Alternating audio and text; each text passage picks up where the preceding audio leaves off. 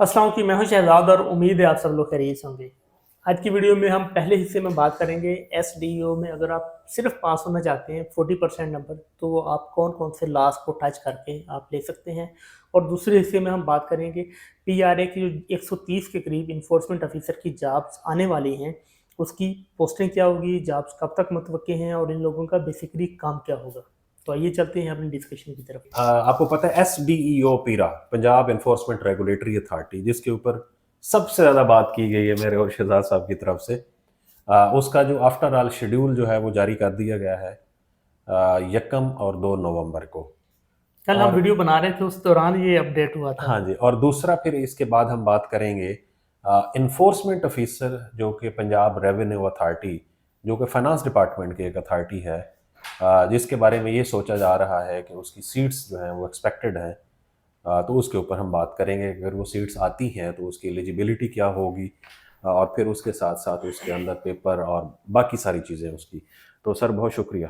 Sir SDO के 5-6 दिन जो रह गए हैं उसमें कोई एडवाइस अगर आपकी तरफ से आ जाए उसके बाद हम इसको शुरू करते हैं। नहीं, 5-6 दिन तो नहीं रह गए, चले 10 ही रह गए। हाँ, SDO का आज हम बैठे हुए हैं, आज 21 है है। 21, तो 1 और 2 पूरे 10 दिन है। ठीक है, तो 10 दिनों में सिलेबस तो पढ़ा जा सकता है, ठीक है, ऐसी बात नहीं है। ओके। और अगर किसी बंदे ने इस पूरे के पूरे सिलेबस में से सिर्फ ये देखना है कि मैं सिर्फ पास होना चाहता हूँ, सिर्फ पास होना चाहता है वो, जो इन्फोर्समेंट रेगुलेटरी अथॉरिटी का अपना एक्ट पीरा का, ठीक है, पीरा के rules, hoarding act, price control और कॉन्स्टिट्यूशन ऑफ पाकिस्तान, ओके, जो उसके फंडामेंटल राइट्स हैं, यानी पहले जो बड़े 40 हैं पीपीसी और सीआरपीसी उसको छोड़ के बाकियों से पास हुआ जा सकता है, आराम से पास हो जा सकता है। तो अब अगर किसी ने नहीं पढ़ा था वो ये भी पढ़ ले, मतलब अगर उसने अभी तक भी नहीं पढ़ा तो मेरे ख्याल में अगर ये भी पढ़ ले और पेपर देने के लिए चला जाए तो इंशाल्लाह 40 नंबर तो उसके आ सकते हैं, लेकिन ज़्यादा नंबर लेना बहुत ज़रूरी है। अच्छा, दूसरा सर ये है कि आपने जब मुझसे पिछली वीडियो में पूछा था कि 1 और 2 तारीख के कितने % चांसेस हैं, तो आपने कहा था 99, मैंने कहा था 99% चांसेस है। उसकी रीज़न मैंने बताया था कि प्रपोजल, क्योंकि जब जाता है ना प्रपोजल, हम हमेशा बात करते हैं उसकी अप्रूवल के बाद, या ये बता देते हैं सीधा सीधा कि ये प्रपोजल चल रहा है, तो इसमें से दोनों में से मुमकिनात में से कुछ भी हो सकता है। तो खैर अब पेपर आ गया।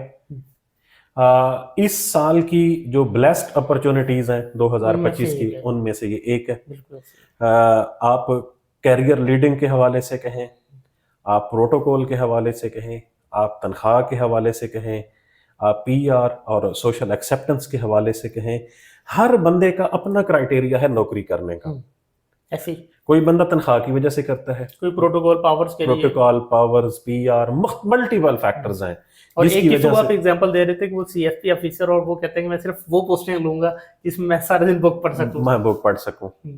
ठीक है, मतलब प्रमोशन रुकी हुई है, लेकिन वो कहता है जी मैंने कहीं डीसी नहीं लगना, मैंने डीसी नहीं लगना। ठीक है, तो इस तरह से सर हमारी मल्टीपल फैक्टर्स हैं। बिल्कुल ऐसे। तो अगर हम उन सब को मिला लें जिन जिन वजूहात की बिना पर हम नौकरी करना चाहते हैं, तो तकरीबन वो सारी की सारी इस खाने में फिट आती हैं जिसमें एसटीओ लिखा होता है। जबरदस्त।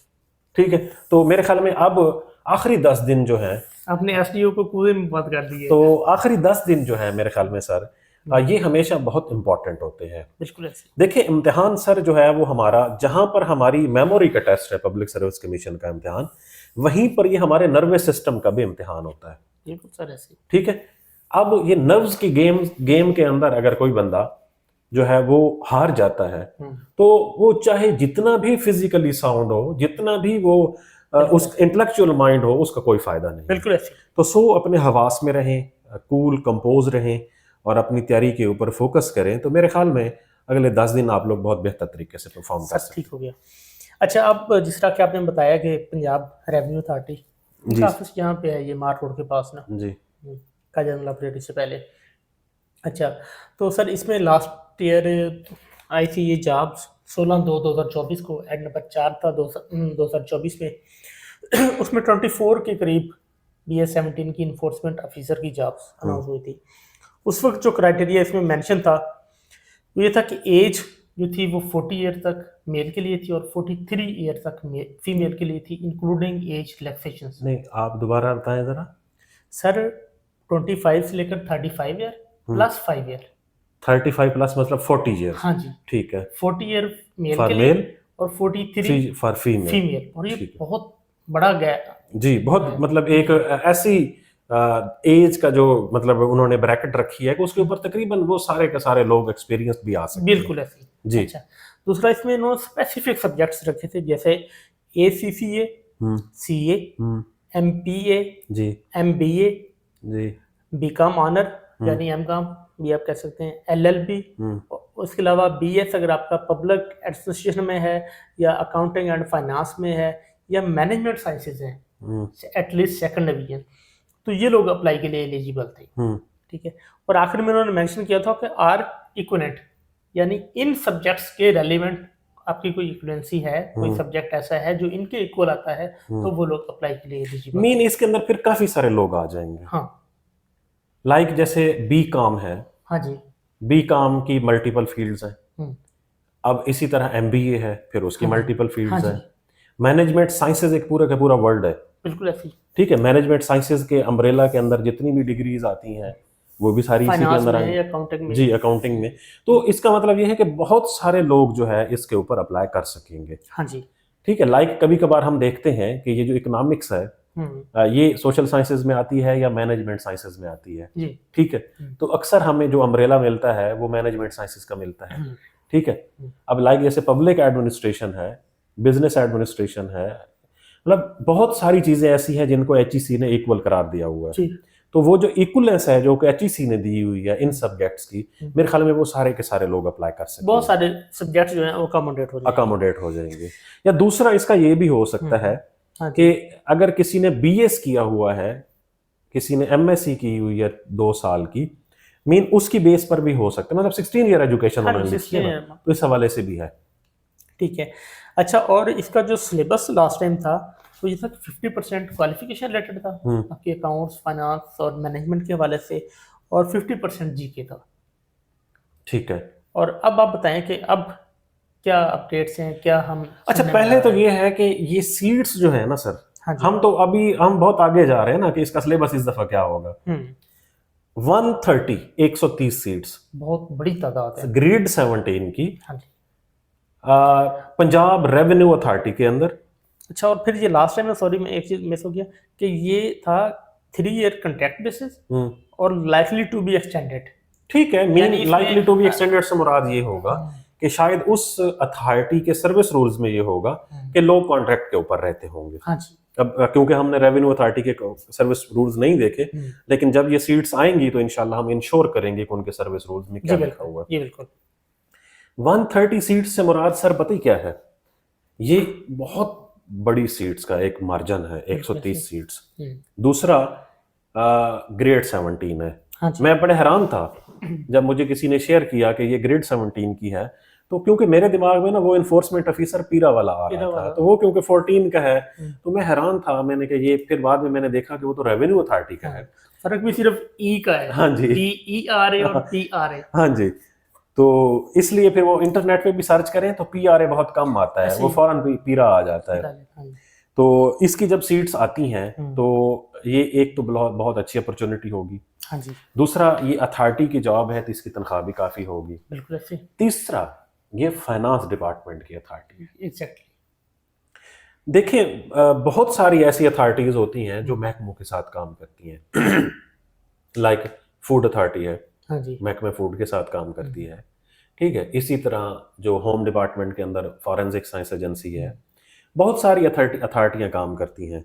लेकिन कुछ ऐसे महकमे होते हैं जिनकी अथॉरिटी बनना बड़े एजाज की बात होती है। लाइक पीरा खुद SNGAD की अथॉरिटी है। मतलब आप इमेजिन करें, फाइनेंस डिपार्टमेंट की अथॉरिटी है PRA, पंजाब रेवेन्यू अथॉरिटी। तो इनके अंदर काम करना, LDA भी शामिल हो गया। चलो LDA तो उसकी है ना, दूसरे महकमे के हाउसिंग की है, वो तो बहुत बड़ी अथॉरिटी है ना। तो LDA का आप नाम लेके तो मेरे ख्याल में हमारी अटेंशन डाइवर्ट करना चाहते हैं, तो PRA भी किसी तरह से कम नहीं है। सही, पहली बात। दूसरी बात ये है कि PRA का, पंजाब रेवेन्यू अथॉरिटी का स्कोप इंक्रीज कर रहे हैं। जब कभी भी किसी भी अथॉरिटी या किसी भी महकमे का स्कोप इंक्रीज को होता है ना, हाँ जी, उन सीट्स की प्रमोशन के उतने ज्यादा चांसेस होते हैं। बिल्कुल ऐसे। जब ये लोग भर्ती होंगे तो यकीनन फिर इनके लिए एक पूरी की पूरी हायरार्की अगर पहले डेवलप हुई हुई है तो उसको मजीद डेवलप किया जाएगा, अगर नहीं होगी तो फिर उन्हें डेवलप करनी पड़ेगी। सर कैबिनेट में जब चीजें गई हैं तो सारी की सारी चीजें डेवलप होने के बाद ये। अच्छा, पहली बात। दूसरी बात ये है कि इसकी वजह से डेडलाइन भी बहुत थोड़ी दी गई है। इसके ऊपर डेडलाइन मेरे ख्याल में 30 अक्टूबर तक ये है कि ये जो अपना मतलब ग्रास वर्क है ना, ये उसको कंप्लीट करेंगे, डॉक्यूमेंटेशन इसकी जो है तो इसका मतलब ये है कि ये सीट्स जल्दी आ जाएंगी, नवंबर में आ जाएंगी।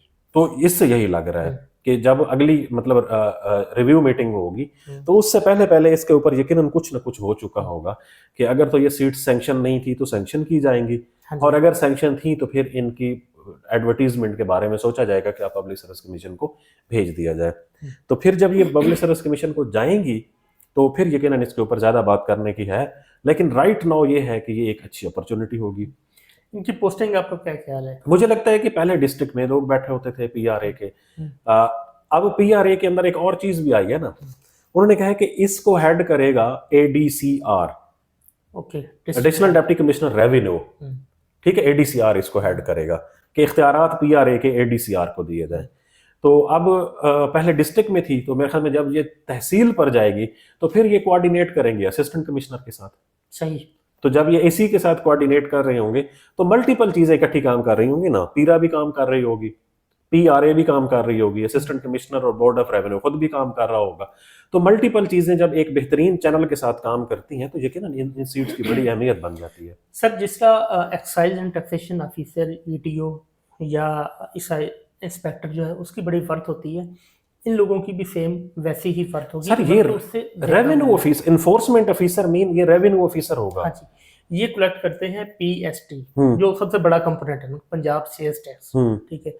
तो जिस तरह उसकी प्रोटोकॉल और हटो बच्चों और बाकी पीआर होती है, इसी तरह सेम अगर तहसील लेवल तक ये लोग जाते हैं कि जितनी बड़ी तादाद से यही लगता है कि ये दायरा कार तहसील लेवल तक जाएगा, तो वहां पर भी उसकी जिस तरह एसडीओ की वर्क होगी ऐसे ही इसकी भी बड़ी अच्छी सर फेडरल में एफपीआर काम करता है ना। हाँ जी, ठीक है। एफबीआर, अब एफबीआर के वो अफसरान जो एक्चुअल फील्ड में काम करते हैं उनकी बड़ी अहमियत होती है, वो बैकबोन होते हैं महकमे के।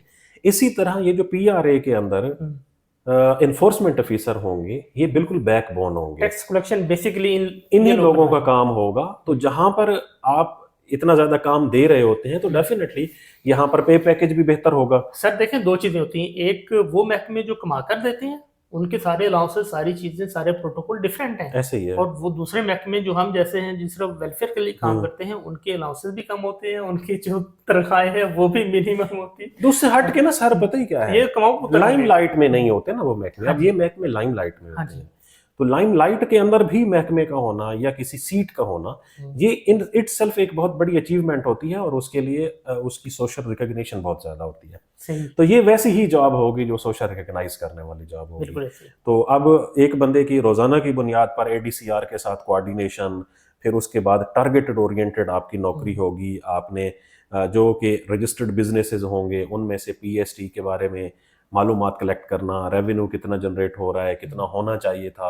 अब फिर ये आपकी नेशनल लेवल पर ये जीडीपी के अंदर चीजें ऐड होती हैं। हाँ, तो सो ये एक बहुत इंपॉर्टेंट सीट होगी इंशाल्लाह, और उम्मीद करते हैं कि ये बहुत जल्द आ जाएगी, और जैसे ही आएगी फिर इसके ऊपर हम एग्रेसिवली काम करेंगे और सारी चीजें फिर इंशाल्लाह फिर हम डिपार्टमेंट से रेलेवेंट स्पेसिफिक इंफॉर्मेशन के साथ आपको मुझे कोशिश करेंगे कि एक किसी इन्फोर्समेंट ऑफिसर को भी लूप में ले लेंगे, उसके साथ मतलब चीजें कुछ डिस्कस कर लेंगे, अगर वीडियो भी बनानी पड़ी तो बना लेंगे, और फिर बताएंगे कि इसके क्या तरीकाकार है। जबरदस्त। और कुछ ऐड करना चाहते हैं? चलें जी, बहुत शुक्रिया। आप में से वो लोग जो चैनल पर नए आते हैं, अगर आप लोगों को वीडियोस को मालूमाती लगती हैं तो आप हमारे चैनल को सब्सक्राइब कर सकते हैं। बहुत शुक्रिया।